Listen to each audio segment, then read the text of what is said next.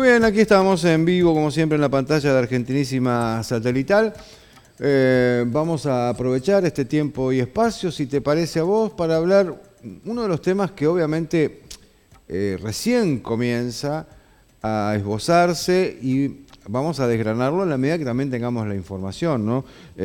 Yo me estoy refiriendo a esto que se anunció con bombos y platillos, que tiene que ver con el acuerdo Mercosur, Unión Europea, después ahora se anexó también el libre mercado con Estados Unidos, y como uno no sabe mucho de esto, entonces puede cometer serios errores de apreciación, es que lo convocamos a Marcelo Gullo, docente, economista, bueno, para saber, a ver, objetivamente, esto es bueno, esto es malo, nos va a servir, no nos va a servir. ¿Cómo andás? ¿Bien? Buenas tardes. Buenas tardes. ¿Bien? Bien, muy bien. Con frío, pero muy bien. Frío. Bueno, a ver, acuerdos. Los acuerdos a mí me parecen bien. O sea, siempre que uno acuerda con otro país, se supone que algún beneficio voy a obtener. ¿Cómo nos podés ilustrar sencillamente qué es esto que se firmó? Mira, yo lamento decepcionarte, ¿no? Bueno. Porque establecer un acuerdo de libre comercio entre la Unión Europea, es decir, Alemania, el país de más alta productividad del mundo, y la Argentina, es como establecer una competencia entre un paralítico y un campeón de atletismo. Apa.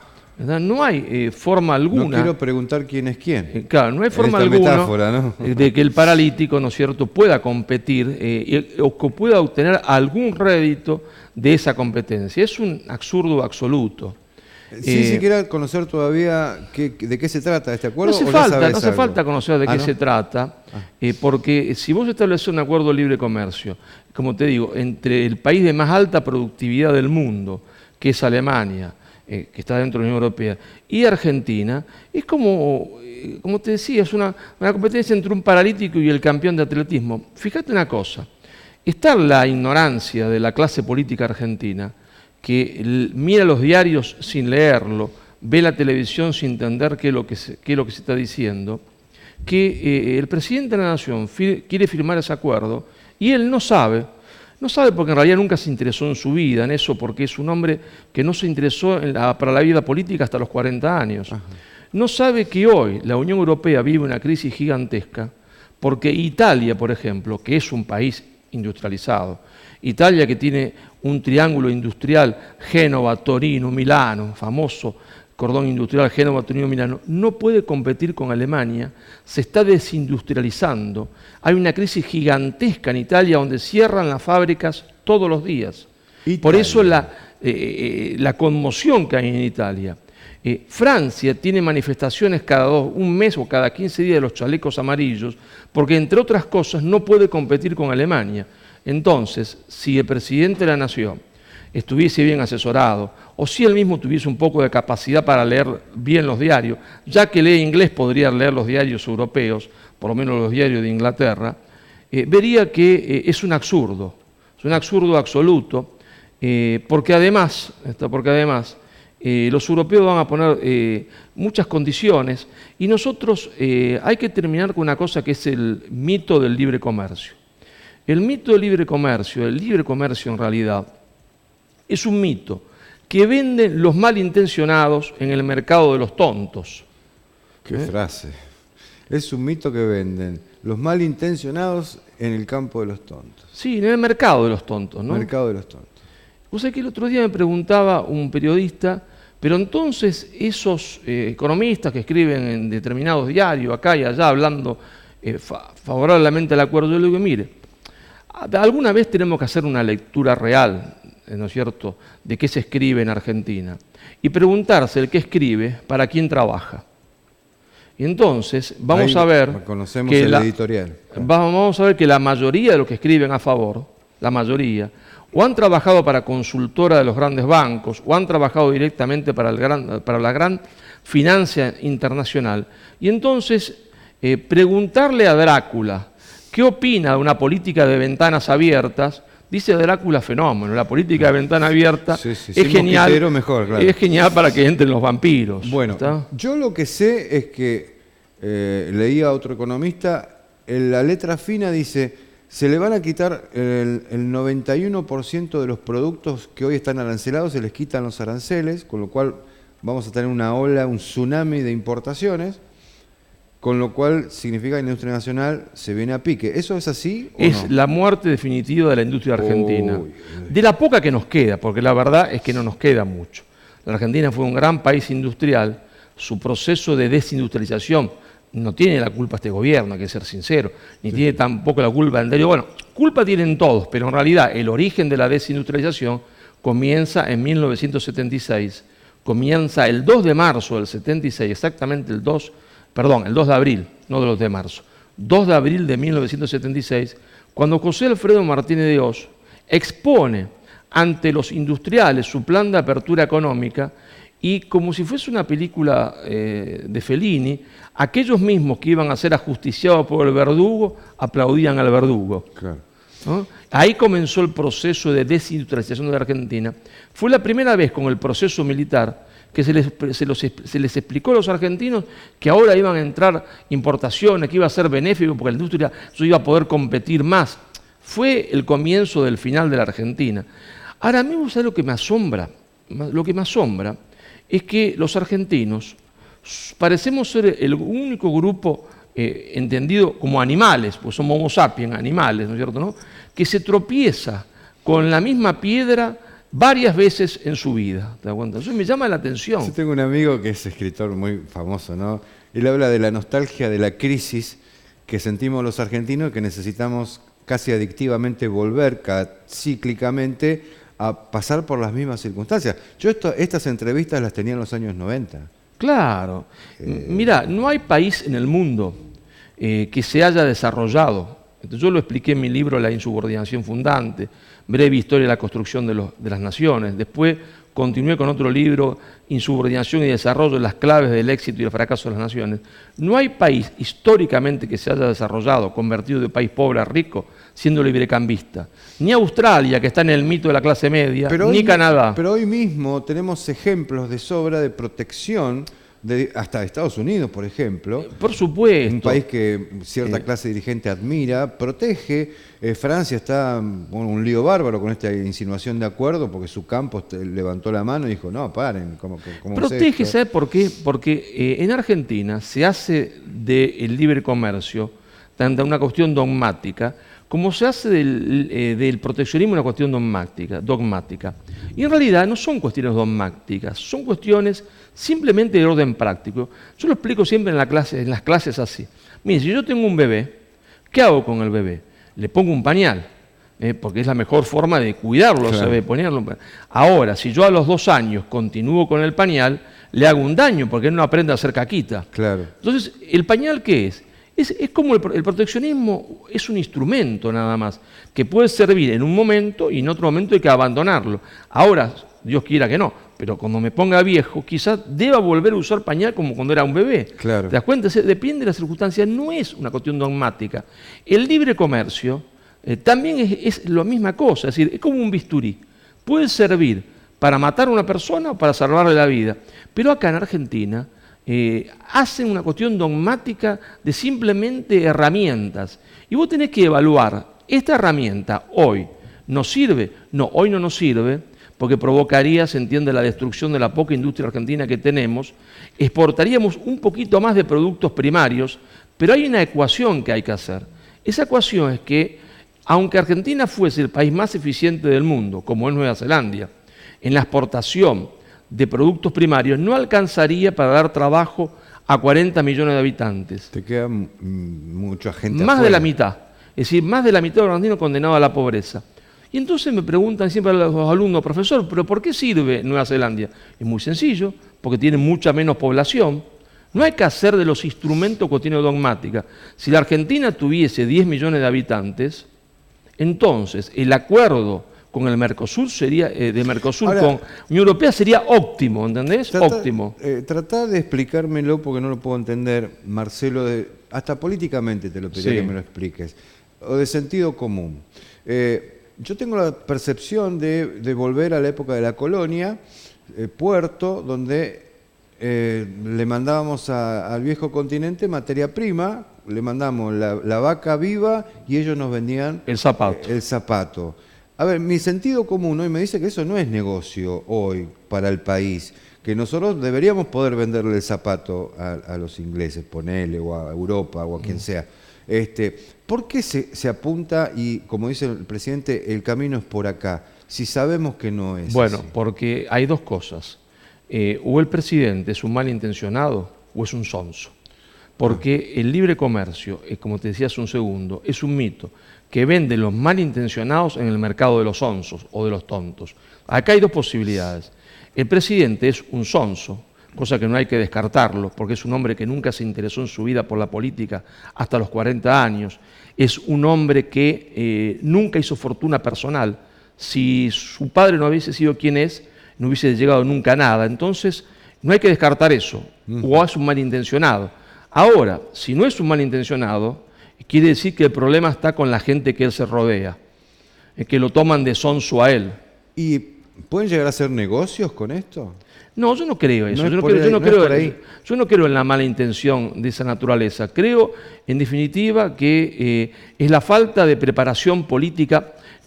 Cuando digo falta de preparación política, no quiero decir la falta de ganar elecciones, porque vos podés ganar muchas elecciones trayendo un buen asesor, sí, pero ganar una elección es distinto que gobernar, porque para gobernar vos tenés que haberte preparado de muy chico, con conocimiento de la historia. La historia es la maestra de vida. Vos tenés que haber estudiado cuando tenías 12 años, 13, 14, 15, la historia de Estados Unidos, la historia de Francia, la historia de España, que los chicos creen que no sirven para nada. No, sirven para formar al hombre, al estadista. Y la Argentina lo que pasa es que la gente que hace política, no el presidente actual, porque no quisiese ofenderlo, él está dentro de una clase política argentina que son analfabetos culturales, que no se han preparado nunca para la política, no tienen biblioteca en su casa. ¿No? Si vos le preguntás, ¿usted leyó la historia de la Galia de Julio César? Dice, ¿eso qué es? ¿Qué es? La historia de la Galia, ¿es que Julio César escribió un libro? Sí, claro. Hombre, escribió un libro Julio César. ¿Sí? Entonces ellos creen que eso no sirve. Entonces no estudian cómo Estados Unidos construyó su poder nacional. No saben que Estados Unidos fue el país proteccionista por excelencia durante 100 años. Estados Unidos fue proteccionista hasta el año 1945, cuando el proteccionismo no le sirvió más. No saben que en Estados Unidos, si por ejemplo íbamos yo, ¿no?, a Nueva York en 1910, sí, y queríamos poner un banco, fenómeno, nos poníamos el banco, ¿no? Y teníamos que conseguir un socio norteamericano, lo poníamos, ¿no? Vos tenías el 45, yo el 40 y el socio norteamericano el restante. Bueno, íbamos el primer año a la asamblea, y teníamos todo cocinado vos y yo, y resulta que un señor rubio se levantaba atrás y decía, usted está todo equivocado, el que va a mandar y que va a decir qué se hace con el banco soy yo. No, señor, usted no puede, usted no tiene, nosotros tenemos el 90% claro de las acciones. Sí, pero no leyeron la letra chica. La letra chica del Estado de Nueva York decía que solo podía tomar las decisiones quien era ciudadano norteamericano, el que había puesto el capital de los Estados Unidos. Entonces nosotros poníamos todo el capital, pero tomaban las decisiones ellos. ¿Estas cosas las conocen nuestros políticos? No.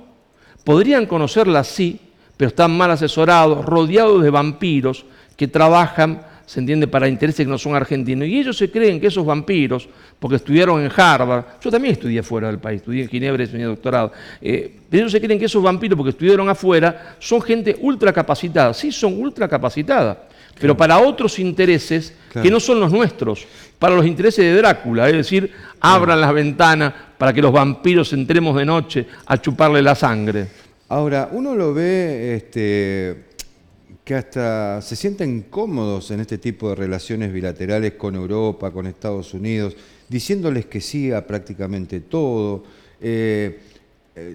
No sé, yo no lo llamaría tampoco mala voluntad, pero sí hasta un error geopolítico enorme que se va a pagar muy caro en el futuro, me parece. Nosotros vamos a pagar, si estos acuerdos se realizan, vamos a pagar el costo de una Argentina que va a tener más o menos 20 a 25 millones de pobres. Uy, no. Ese es el costo que vamos a pagar. No ¿Esto pasará por el Congreso, Marcelo? Bueno, esto debería pasar por el Congreso. y debería ser rechazado por el Congreso. Ahora yo te quiero decir... Pero no rechazado por una cuestión, no te quiero Unión Europea, sino sentémonos por ahí y rediseñemos el acuerdo, por ahí, bueno, ¿o no? Todo, es decir, siempre hablar y dialogar no es pactar ni entregarse, Claro. ¿no es cierto? Pero depende, se entiende qué es lo que vos hacés. Claro. ¿Te das cuenta? Es decir, es evidente que la Argentina, otra cosa que la gente no entiende, los políticos, porque están los que quieren el libre comercio y los que quieren hacer industria como la hacíamos en 1945. Claro. Y ninguna de las dos cosas es posible. No es posible reeditar el libre comercio porque nos condena a 20 millones de pobres, y no es posible reeditar la política industrial que hicimos a partir de 1945, como intentó el anterior gobierno, porque ambos proyectos están acabados. Entonces, ¿qué hay que hacer entonces? Bueno, hay que ser inteligente y utilizar un proteccionismo sumamente selectivo. En algunos nichos que pensemos que el apoyo estatal pueda servir en esos nichos para crear rápidamente alguna estructura industrial que dentro de pocos años nos permita tener competitividad internacional.